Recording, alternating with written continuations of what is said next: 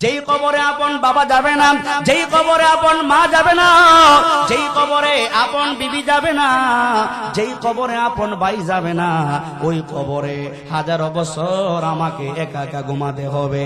কেমনে ঘুমাবো ভাই, চিন্তা করার দরকার আছে না নাই?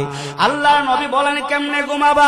আপনার ঈমান যদি মজবুত হয়, আপনার আমল যদি ভালো হয়, আপনার ঈমানের কারণে, আপনার আমলের কারণে আপনাকে কবরে যখন দাফন করা হবে, আল্লাহর নবী বলেন ঈমানদারকে যখন কবরে দাফন করা হবে, আল্লাহর পক্ষ থেকে মুনকার নাকির ফেরেশতা আসবে, আয়েশা তিনটা প্রশ্ন করবে, তোমার রবকে? আমাদের রবকে? এত আস্তে জুড়ে কোন রবকে? আমাদের রব একমাত্র আল্লাহ, সন্দেহ আছে নাকি?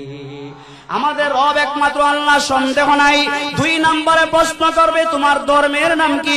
আপনার ঈমান যদি থাকে, আমল যদি থাকে, আপনি টেনশন করবেন না, চিন্তা করবেন না, আপনি সাথে সাথে জবাব দিয়ে বলবেন দীনিয়াল ইসলাম, আমার ধর্মের নাম হলো ইসলাম।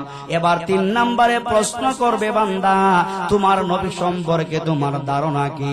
আল্লাহর নবী বলেন আপনার ঈমান থাকার কারণে আপনি বলবেন নবী মুহাম্মদুর রাসূলুল্লাহ হলেন আখিরি জামানার পয়গম্বর, আমি হলাম ওই নবীর উম্মত।